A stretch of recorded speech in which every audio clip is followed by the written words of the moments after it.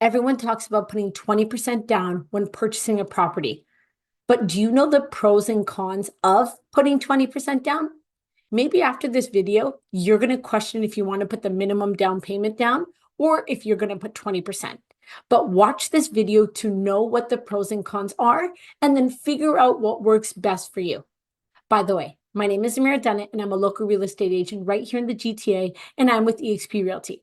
And if you have any questions about today's real estate market, what are the best choices for you to take during the process of purchasing or selling, please go ahead and reach out. My contact information is right there in the description, or if you just want to book an appointment with me, my calendar is right at the bottom there as well. You can book an appointment and we can take 30 minutes to go ahead and talk about what is best for you in the process of buying or selling. Now let's jump right into it. We are going to go over the pros first. So number one is that you avoid mortgage insurance. What mortgage insurance is the bank feels more comfortable ensuring that you are going to pay your payments on time and that you're going to be able to pay off this mortgage in the time that you're given. Now, there is insurance that gets added on top of your mortgage. So let's say you purchase a property at $500,000, you put 5% down, which is $25K. So your mortgage is $475,000. They will add up to 4% of the purchase price on top of your mortgage. So your mortgage actually is higher than the $475, and you will be paying this off amortized throughout your entire time. Now, with an insured mortgage, you have the ability to make the amortization of this mortgage 25 years. It does not give you the ability to do 30 years. It is only 25 years. So that is what mortgage insurance is. So you avoid having 4% of the purchase price added on top of your mortgage. So if you, again, buy a purchase at $500,000, you put 20% down, which is $100,000, you end up with a $400,000 mortgage. Now we're going to jump into number two because this rolls over. Your mortgage is only $400,000. Which means your payments for each month is a lot less than if it was at $475 plus the 4% added on top.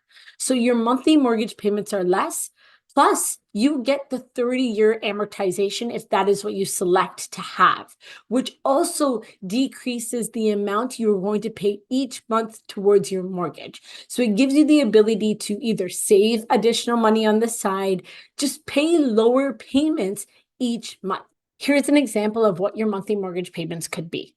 Now, if you take a $400,000 mortgage amount and you put a 5.3 interest rate over 30 years of amortization, your payments are going to be about $2,200.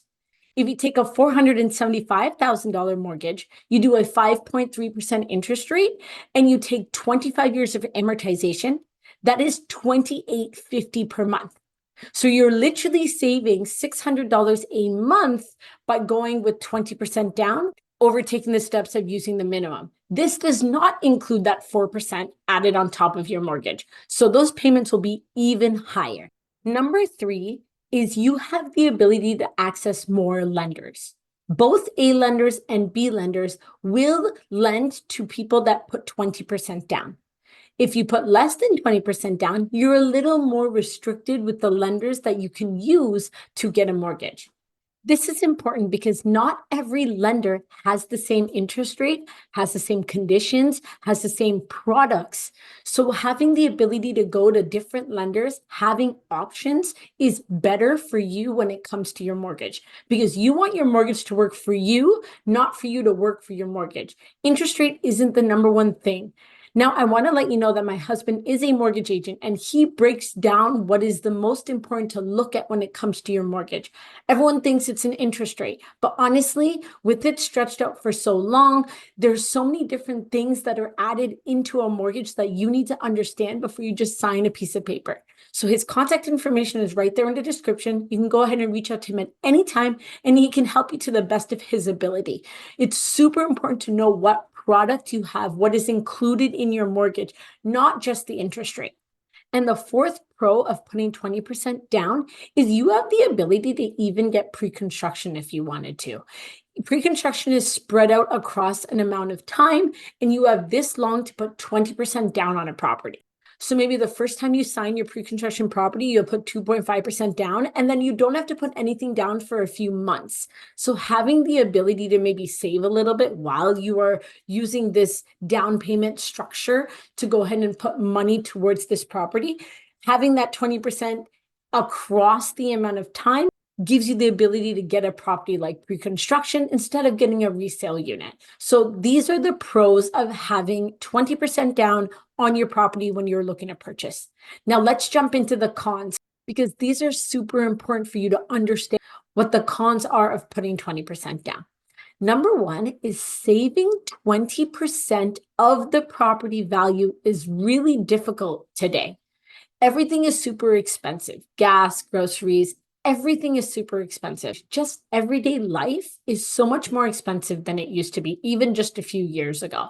So having to try to save 20% as well as chase the prices of the market. Yes, recently we had prices come down, but when those interest rates start to come down, prices are going to go up. And if you're chasing the prices just by trying to save 20%, it may be really difficult to finally catch up. And let's say you save that 20%, and then you go and start looking at homes, and then you start fighting a lot of buyers, and prices keep going higher and higher. That 20% might not be 20% anymore. It might be 15%. You really have to calculate what is worth chasing. If you see prices are starting to go up, maybe you'll have to put down the minimum just to get into the market. So you really have to see if it's worth trying to chase the market or if it's worth putting down the minimum down payment. Number two is you don't have a lot of liquidity left when you put 20% down. Some people might, but it is very difficult to have any.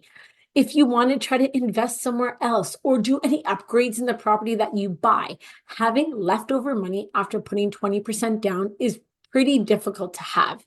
When I bought my first property, my dad actually gave me $25,000 so that I would have some buffer room, because every penny that I had went towards my down payment of 20%.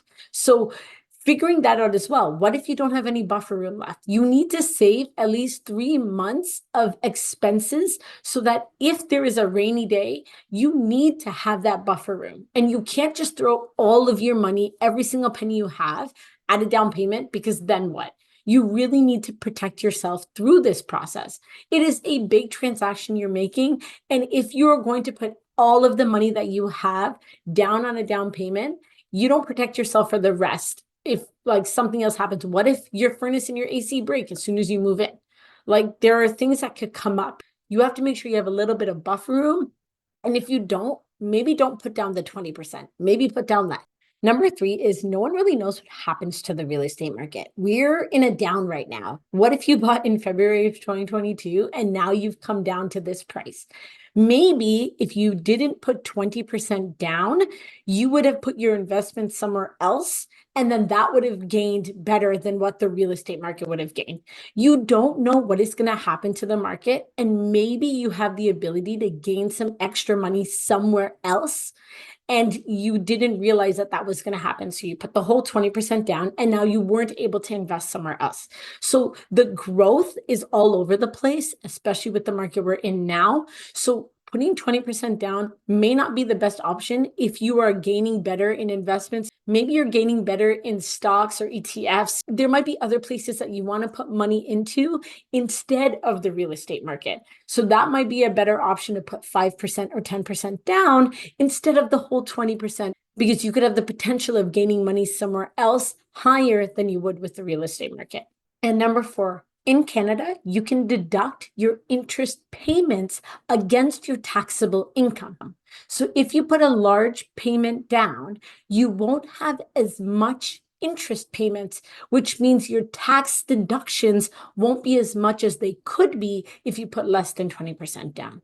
So basically, you may not get as many tax benefits by putting 20% down. Hopefully this video explains the pros and cons of putting 20% down on a property.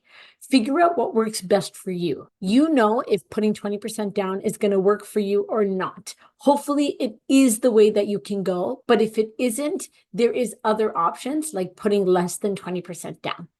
Thank you so much for taking the time to watch this video. I really hope this video helped you understand what works best for you. breaks down the differences, and helps you figure out what you want to do in the future when it comes to purchasing a property. I hope you guys really like this information. If you like this video, please go ahead and like it and go ahead and subscribe to my channel. I make a video like this every single week and a market update every single month. So please go ahead and subscribe.